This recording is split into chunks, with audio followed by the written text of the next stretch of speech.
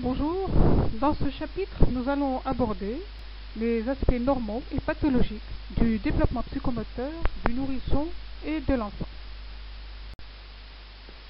De manière générale, l'enfant est un être en développement.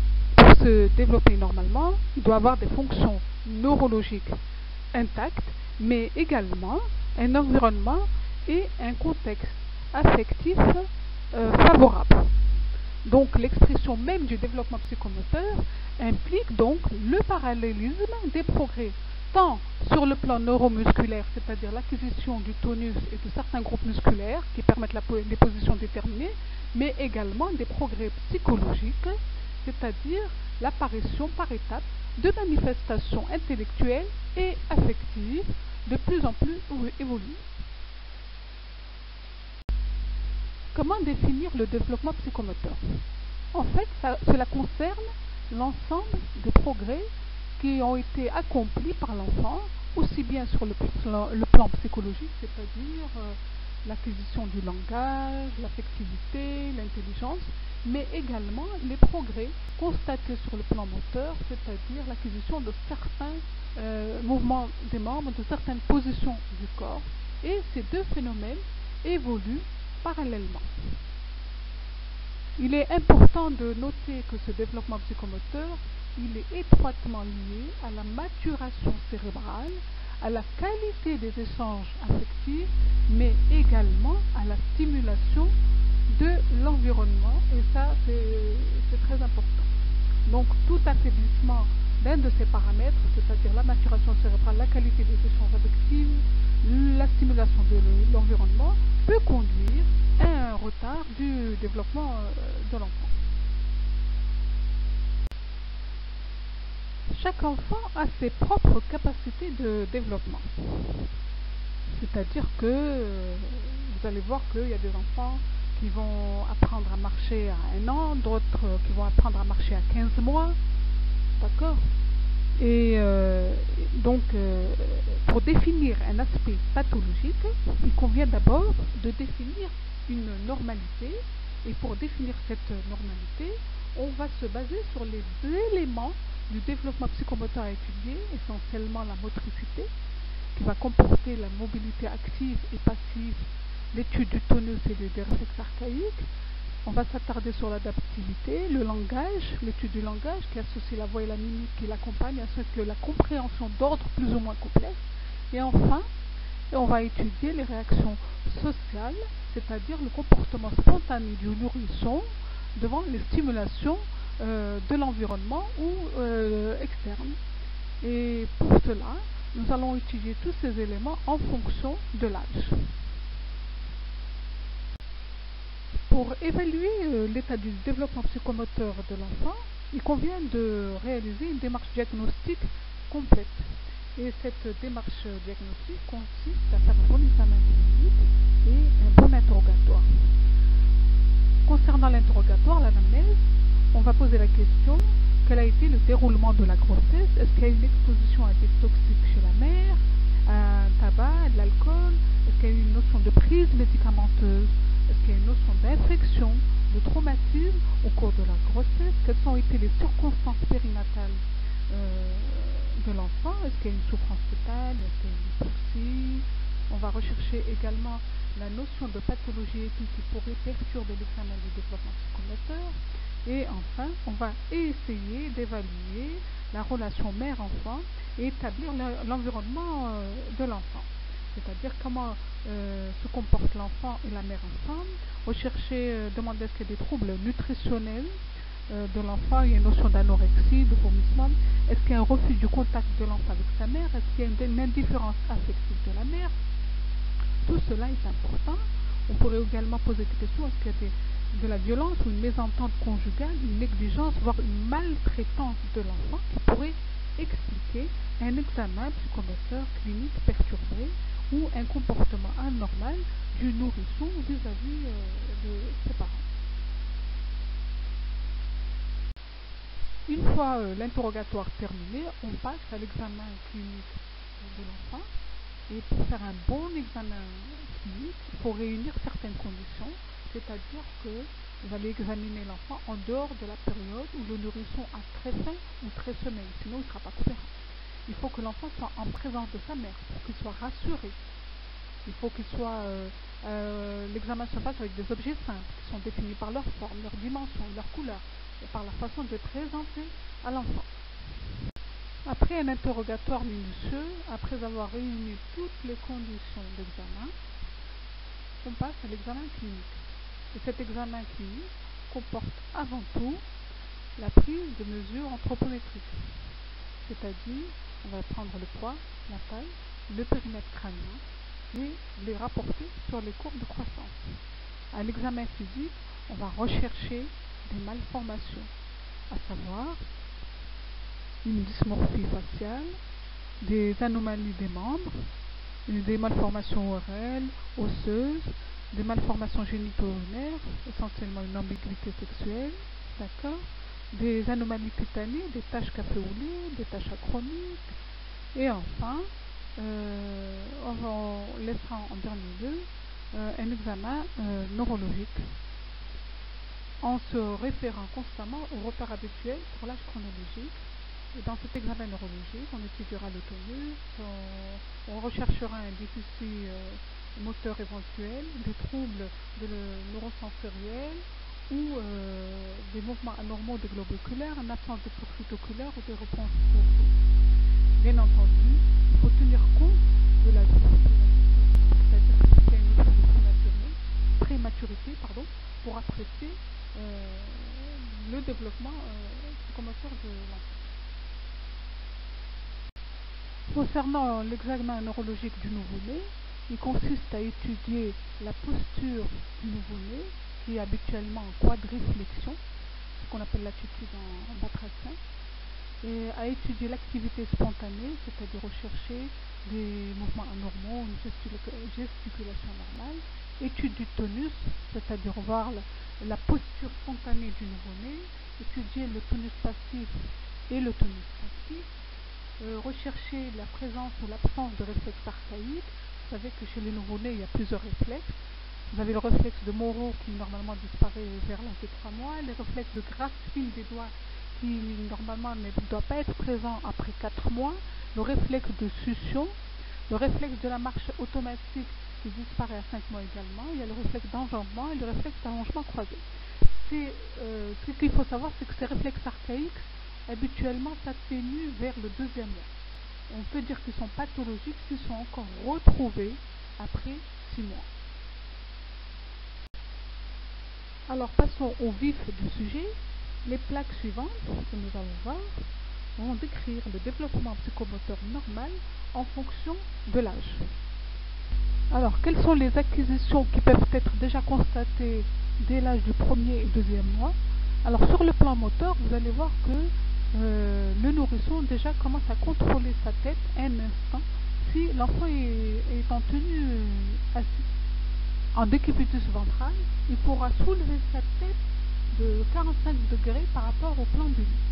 Sur le plan préhension, à 1 mois, le grasping est encore présent, il est très marqué. Par contre, au 2e mois, le grasping, il sera plus discret et vous allez constater que le nourrisson garde de temps en temps les mains ouvertes. Sur le plan sensoriel, alors pour la vision à la naissance, un nouveau-né peut fixer une source lumineuse et à 1 mois, il peut fixer et suivre un objet jusqu'à 90 degrés, c'est-à-dire qu'il fait une rotation de 90 degrés de sa tête. À 2 mois, il peut fixer un objet et le suivre en faisant une rotation de 180 degrés. Il peut même accommoder.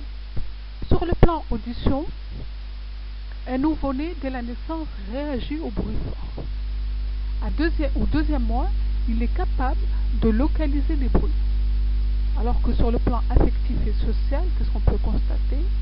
C'est dès 6 semaines, 2 mois, l'apparition de sourire-réponse. C'est-à-dire qu'au départ, quand vous voyez avant 6 semaines, quand vous voyez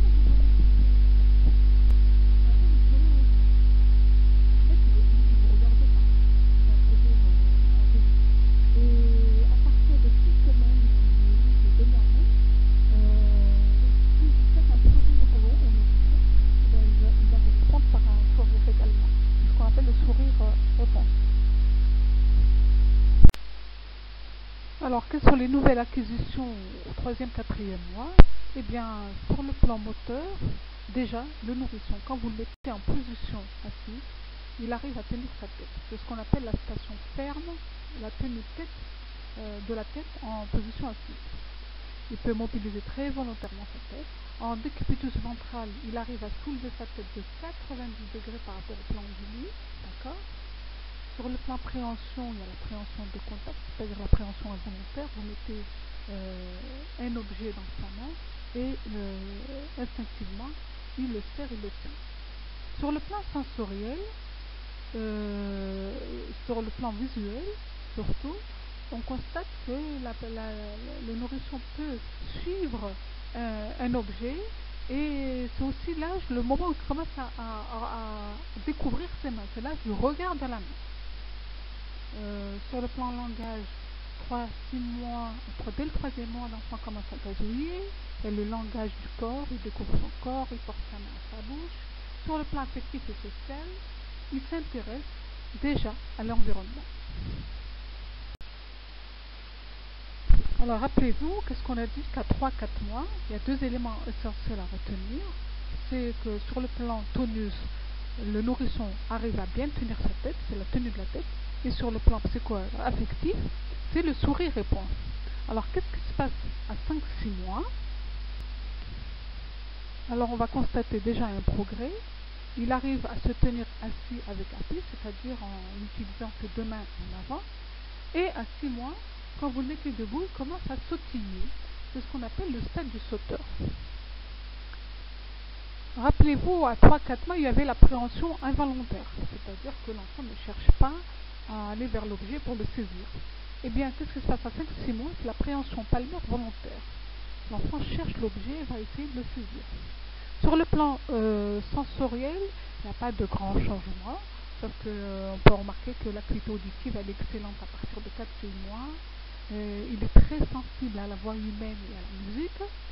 Par contre, sur le plan langage, on va observer l'apparition de l'halation, c'est l'âge de babillage.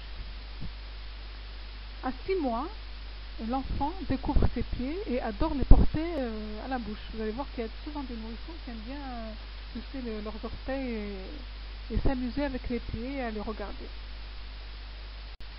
Alors, quelles sont les nouvelles acquisitions constatées au 7e, 8e mois? Eh bien, sur le plan moteur, le nourrisson, déjà, peut se tenir assis sans appui. Il peut même rouler sur lui-même, c'est-à-dire que si vous le mettez sur le dos, vous allez le retrouver sur le ventre. Si vous le mettez sur le ventre, vous allez le retrouver sur le dos. Il faut faire très attention à cet âge. L'enfant peut tomber de son lit. Sur le plan préhension, il y a l'acquisition de la préhension radio-palmaire qu'on appelle la pince inférieure. Il peut prendre un objet d'une main à l'autre. Il adore relâcher les objets, c'est-à-dire qu'il prend des objets et il les fait tomber par terre et ça l'amuse. Alors, sur le plan langage, c'est à cet âge-là, les nourrissons commencent à émettre des sons syllabiques, c'est-à-dire ils commencent à dire des monosyllabes, la, pa, ma, ta, d'accord. Et surtout, c'est un âge où ils commencent à réagir à leur nom. Sur le plan affectif et social, donc ils reconnaissent les visages familiers des visages étrangers, et c'est pourquoi qu'on dit que c'est l'âge de l'angoisse. C'est la peur des visages étrangers, c'est l'angoisse du 8e mois. Et enfin, à cet âge-là, il découvre son image dans le miroir. Il est capable de découvrir son image dans le miroir. Donc, pour résumer cette plaque, qu'est-ce qu'un nourrisson est capable de faire au 7e et 8e mois? Il est capable de se tenir assis. Il peut prendre volontairement un objet et passer un objet d'une main à l'autre. Et il sait faire la différence entre les visages familiers et les visages étrangers. Alors, à 9-10 mois, nous pouvons constater de gros progrès sur les acquisitions essentiellement motrices, puisque à 9 mois, le nourrisson est capable de ramper sur le ventre et même de marcher à 4 pattes dès 10 mois. Il est capable également de se tenir debout avec appui. Donc c'est un âge où l'enfant commence à être un peu autonome, à bouger. Sur le plan préhension, l'appréhension elle est plus fine. L'appréhension pousse-index, qu'on appelle l'appréhension en pince supérieure. Il peut saisir un objet entre du coup c'est l'index. Et sur le plan langage, c'est l'âge où on constate il est capable de dédoubler les syllabes, c'est-à-dire qu'il peut dire papa, tata, maman, il comprend le sens d'une phrase en général.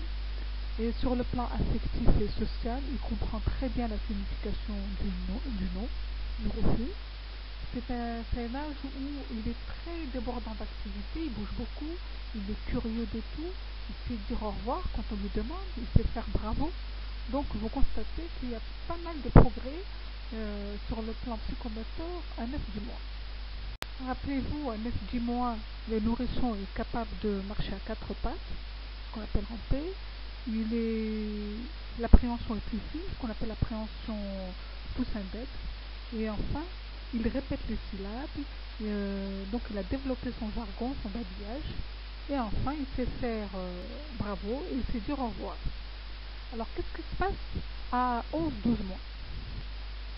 On va constater de gros progrès sur le développement moteur. Déjà, il peut se tenir debout un instant sans appui et il peut marcher ensuite avec appui. Sur le plan préhension, il y a le relâchement volontaire fin et précis. Il saisit un objet qu'on lui tend. Et sur le plan langage, il commence à dire 2-3 mots. Sur le plan affectif et social, il sait manger avec ses doigts, il boit la tasse, il embrasse sur commande. Vous voyez qu'il y a une certaine autonomie. Il a le sens de la profondeur, du haut, du bas, du contenu, du contenant et comment emboîter les objets.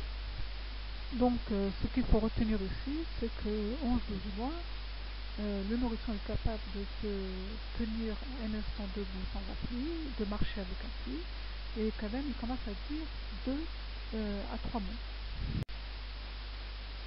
À 15-18 mois, vous allez constater qu'il y a de gros progrès, tant sur le plan moteur que sur le plan psycho-affectif.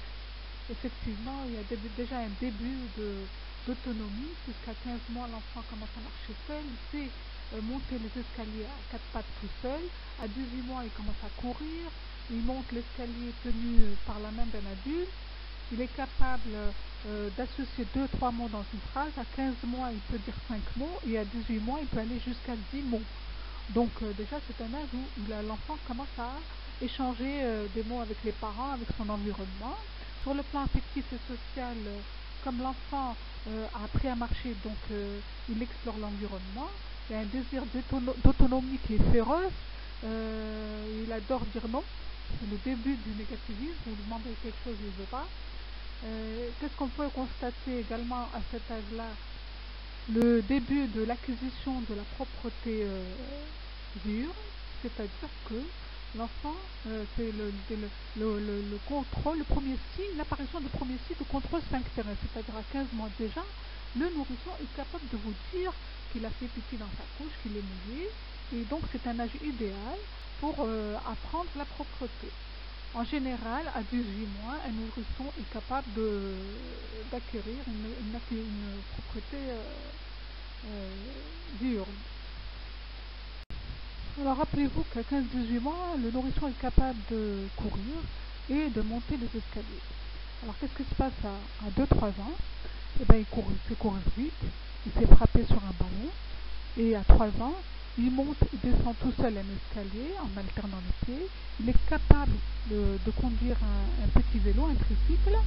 Sur le plan préhension, il y a une totale indépendance manuelle. L'enfant peut manger tout seul, même avec ses doigts, sans utiliser les couverts. Il sait se laver, il sait s'habiller seul, même parfois il met ses vêtements à l'envers. Il est capable de superposer plusieurs cubes à la fois, c'est ça 8. Sur le plan langage, c'est là où il y a un gros progrès, c'est une explosion vocabulaire. L'enfant commence à formuler des phrases, donc il sait s'exprimer, il sait expliquer ce qu'il veut.